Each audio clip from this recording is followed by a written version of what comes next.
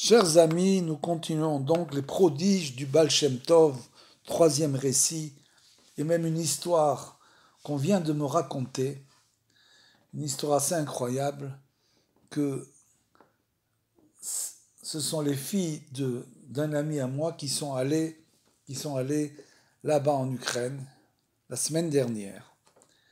Et elles avaient avec elles une amie qui avait des petsaïm, c'est-à-dire comme des plaies sur tout le corps, une maladie qu'elle n'arrivait pas à guérir. Donc elle avait tout le corps rempli de plaies comme ça. Et quand ils sont arrivés, on vient me le raconter, ils sont arrivés chez le Baal Shem Tov, vous savez que là-bas, il y a ce qu'on appelle la Mahayan, la source du Baal Shem Tov. Et là, ils ont construit avec l'eau de la Mahayan, c'est un mikvé. C'est comme un mikvé où on se plonge. Bien sûr, cette eau est extrêmement froide, surtout en hiver. Alors là, elle est carrément glacée. On peut tout juste s'y tremper une seule fois, pour ceux qui ont le courage. Mais le mikvé est chauffé. Mais malgré tout, l'eau, c'est l'eau de la Mahayan, elle est vraiment gelée. Donc ils sont allés à là-bas. Et on m'a raconté que cette fille a pris de l'eau, l'a versée sur l'endroit de ses plaies, et les plaies ont disparu instantanément. C'est une histoire qu'on vient de me raconter. Pourquoi? Parce que le Baal Shem Tov était un Baal Mofet. C'était un homme qui faisait des prodiges. Il faisait des prodiges extraordinaires. Voilà. Ça, c'est l'histoire. Donc, le Baal Shem Tov se trouve à Mézibouz, dans le nord de l'Ukraine. Et même aujourd'hui, on peut très bien y aller très facilement, puisque vous savez que toutes les assaots, tous les déplacements donc avec les petits autobus se font toujours depuis la guerre, à travers les forêts. Donc vous ne voyez aucun soldat. Donc le troisième récit, le Besht quitta bientôt cette ville où il était, donc, et se fixa dans les environs de la ville de Brody, où il trouva grâce aux yeux de tous ses frères. Il enseigna et devient un grand sage, érudit en Torah. Nulle décision concernant la communauté ne pouvait être prise sans lui. Lorsqu'une querelle éclatait entre deux parties et qu'elles venaient à se faire juger par lui, elles en sortaient toutes les deux satisfaites, car par sa grande sagesse, il savait parler au cœur de chacun. Or, le père de Rabbi Gershon Ketiver, qui était le président du tribunal rabbinique de Brody, justement, son nom c'était Ravi Avraham, intenta une fois un procès contre un des membres de la communauté dont faisait partie le Baal Shem Tov. Ravi Avraham invita donc l'autre partie à se joindre à lui pour se rendre à Brody, où le tribunal rabbinique était à même de trancher leur cas. Mais nous avons ici un enseignant qui est un grand érudit en Torah, un juge intègre. Toutes les parties en sortent toujours satisfaites, car il leur explique très clairement la loi qu'il invoque pour leur litige. Allons donc chez lui proposa l'autre. Dès que le Besht vit Rabbi Avraham, il comprit grâce à une inspiration divine que sa fille était destinée à devenir son épouse. Avant de commencer le procès, le Baal Shem Tov donna, comme il est de coutume, pour un autre distingué, une explication d'un passage de la Torah particulièrement difficile. Il lui développa brillamment l'interprétation d'un Rambam complexe et lui fit d'autres exposés en Torah. Cette introduction les lia beaucoup l'un à l'autre. Toutes les deux parties exposèrent ensuite leurs nombreux litiges. Et au bout d'une heure, le Besht prononça finalement le verdict qui était aux yeux de tous très juste et vrai. Rabbi Avraham en fut émerveillé et l'apprécia encore plus. Sur ce, on lui fit savoir que le Baal Shem Tov était célibataire. Or, Rabbi Avraham avait une fille divorcée. On m'a dit que mon seigneur désire se marier, lui confia-t-il en secret. Puis-je lui proposer ma fille? J'accepte, répondit le Baal Shem Tov, mais je ne voudrais décevoir aucune des nombreuses personnes éminentes qui m'ont toujours témoigné leur considération et contribué à m'élever si haut et qui désirent me voir devenir leur gendre. C'est la raison pour laquelle je voudrais que nul ne le sache. Si mon Seigneur y consent, nous pourrions déjà rédiger le contrat de fiançailles avec les meilleurs vœux de Mazel Tov. Je voudrais d'autre part que nous n'écrivions dans ce contrat aucune louange ou titre, car c'est moi que vous avez choisi, et non ma Torah et ma sagesse. Je voudrais que nous nous contentions d'écrire notre maître Israël, fils de notre maître Eliezer. Rabbi Abraham accepta toutes ces conditions et le contrat fut rédigé et signé. Ils ne mentionnèrent pas le lieu de la cérémonie et nul n'en sut rien. Sur le chemin du retour, Rabbi Abraham mourut d'une maladie.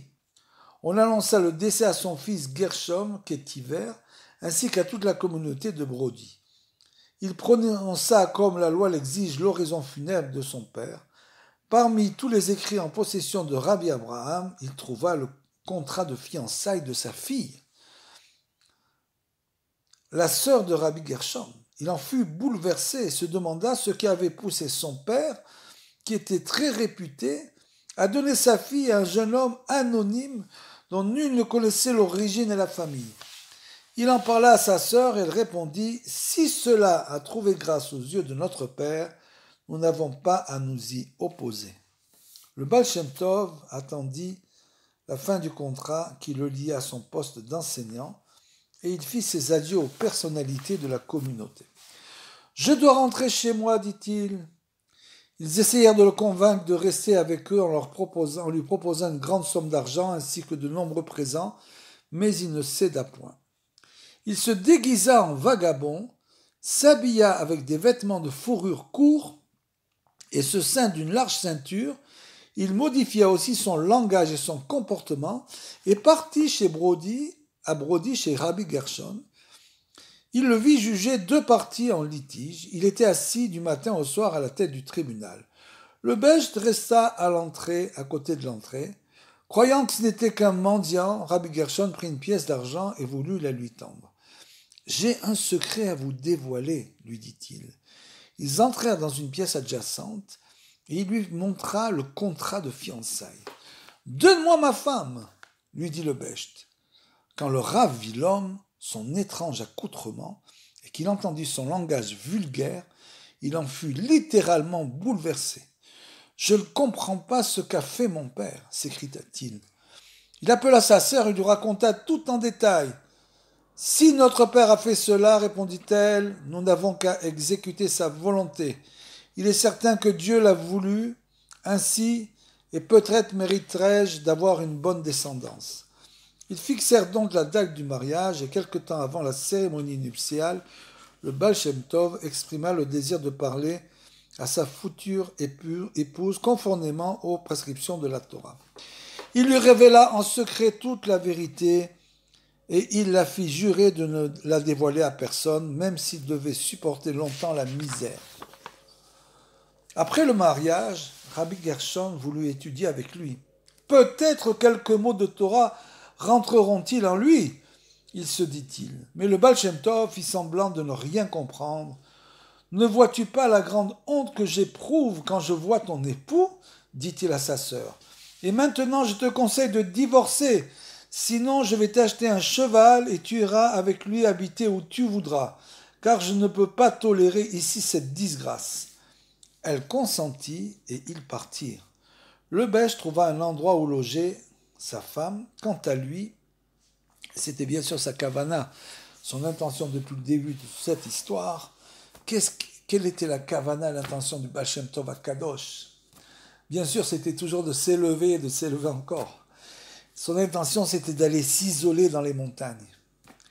2 à 3 fois par semaine, elle venait avec une charrette à sa rencontre et il la ramenait pleine de l'argile qu'il avait recueillie pour la vendre. C'est ainsi qu'elle gagnait sa vie. Le Baal Shem Tov faisait de longs jeûnes et lorsqu'il désirait manger, il creusait un trou dans le sol, le remplissait de farine et d'eau qui cuisait au soleil. C'était là tout son repas après de tels jeûnes. Il vivait ainsi isolé entre de hautes montagnes, sur un plateau aride, plongé dans une concentration profonde. Il arriva une fois au sommet d'une montagne. Juste en face se tenait une bande de brigands qui le regardaient s'avancer vers le précipice. Étant persuadé qu'il allait faire une chute et se briser les os. Mais quand il approcha du ravin, la deuxième montagne se rapprocha pour s'unir à la première et le Baal Shem Tov marcha sur la terre ferme. Ce sont des choses pour nous, avec notre intelligence extrêmement limitée, bien sûr, qui sont à peine croyables. Comment une chose pareille est-elle possible? C'est justement pour comprendre la grandeur du Baal Shem Tov. Quand il s'en éloigna cependant, les deux versants se séparèrent. La même scène se déroula à plusieurs reprises. Les brigands comprirent alors qu'il s'agissait d'un homme de Dieu, car l'Éternel était avec lui dans tout ce qu'il entreprenait. Ils cherchèrent à gagner sa sympathie. De nos propres yeux, nous avons vu que tu es un homme de Dieu, lui dirent-ils. Nous te demandons de grâce de prier en notre faveur pour que Dieu nous fasse réussir dans notre entreprise, car nous mettons chaque fois notre vie en danger. Je le ferai volontiers si vous me jurez que vous ne porterez pas préjudice et ne volerez plus jamais aucun juif, leur promit-il. Ils jurèrent et quand une rixe éclatait entre eux, ils se présentaient devant lui et il les réconciliait. Une fois, deux brigands se présentèrent devant lui pour se faire juger, mais le verdict ne plut pas à l'un d'eux. Quand le Baal Shem Tov était éveillé, nul ne peut lui faire de mal, se dit-il, mais quand il s'endormira, je me vengerai et le tuerai.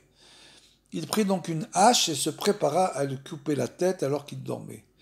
Mais nul ne sait qui lui ravit la hache et lui asséna des coups cruels. Les autres ne le reconnaissaient plus, tant il était couvert de blessures et de bleus. « Qui es-tu et qui t'a fait cela ?» lui demandèrent. Il était si épuisé qu'il ne put répondre. Quant au Baal Shem Tov, il fit comme si de rien n'était, et quand le brigand se remit le lendemain quelque peu de ses blessures et de ses plaies, il lui raconta tout ce qui s'était passé. Les brigands vinrent une fois chez lui et lui dirent « Notre maître, nous connaissons un raccourci pour se rendre en Eretz Israël par les grottes et les cavernes. Si vous le désirez, nous pouvons vous guider. » Il accepta leur offre. Sur le chemin se trouvait une vallée remplie d'eau et de boue, traversée d'un bout à l'autre par une grande planche. Les premiers s'avancèrent en s'appuyant sur un pieu qu'ils enfonçaient dans la boue, et quand le Baal Shem Tov voulut traverser, il constata que c'était une lame flamboyante, la lame flamboyante de l'épée qui tourne. Comme c'est écrit dans la Genèse, c'est l'épée que tenait l'ange quand Adam a été chassé du jardin d'Éden, et il revint sur ses pas car il était exposé à un danger certain. Je ne suis bien sûr pas venu ici en vain, dit le Belge. Sur le chemin du retour, il rencontra une grenouille. Une autre version, qu'il était tellement concentré qu'il s'isola pendant 3 jours et 3 nuits consécutifs, il avait perdu toute notion de temps et de l'endroit où il s'est trouvé. Il se rendit compte ensuite qu'il était dans le désert, très loin de son pays, et se demandait comment il avait pu y être arrivé. Il est sûr que tout ceci a un sens, se dit-il. Sur ce, il rencontra une grenouille géante, si grande qu'il eut du mal à l'identifier. « Qui es-tu » lui demanda-t-il. « Un érudit en Torah qui s'est réincarné dans cette grenouille, répondit-elle. « Tu es un érudit » s'exclama le Besht. Cette parole éleva beaucoup cette créature. Elle lui racontait que depuis 500 ans, elle était grenouille, et même si le Harizal fit le tikkun, la réparation de toutes les âmes de sa génération, ses péchés étaient tellement graves qu'elle allait errant de loin de tout être humain, ne pouvant ainsi trouver aucun remède. « Quel était donc ton péché ?» s'enquita le Baal Shem Tov. Une fois, répondit l'érudit, je ne m'étais pas lavé les mains comme il faut, et j'avais ainsi méprisé cette ordonnance de nos sages. C'est-à-dire que bien sûr c'était un grand érudit. Qu'est-ce qu'il avait fait?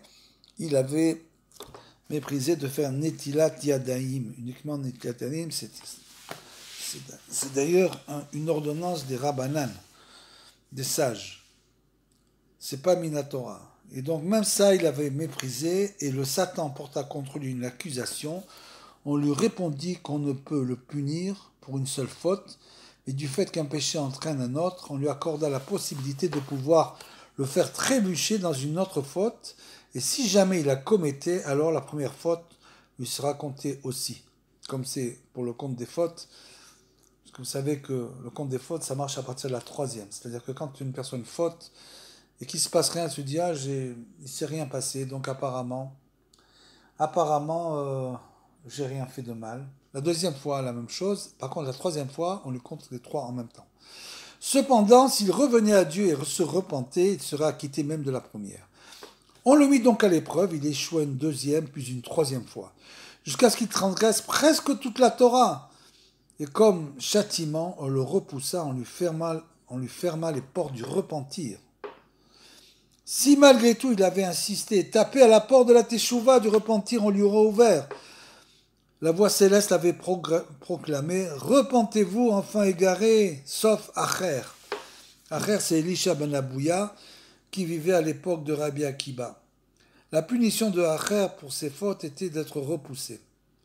Il avait insisté, s'était repenti, notre homme aurait été agréé, car rien ne résiste à la Teshuvah. Mais le Satan l'avait entraîné, il se saoulait sans arrêt et n'avait plus le temps de réfléchir pour revenir à Dieu.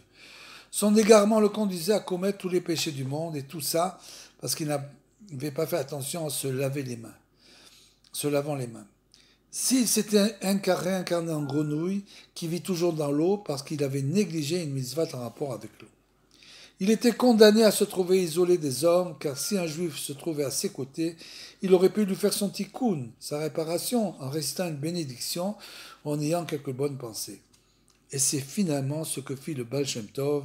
Il éleva l'âme de cet érudit et la grenouille mourut.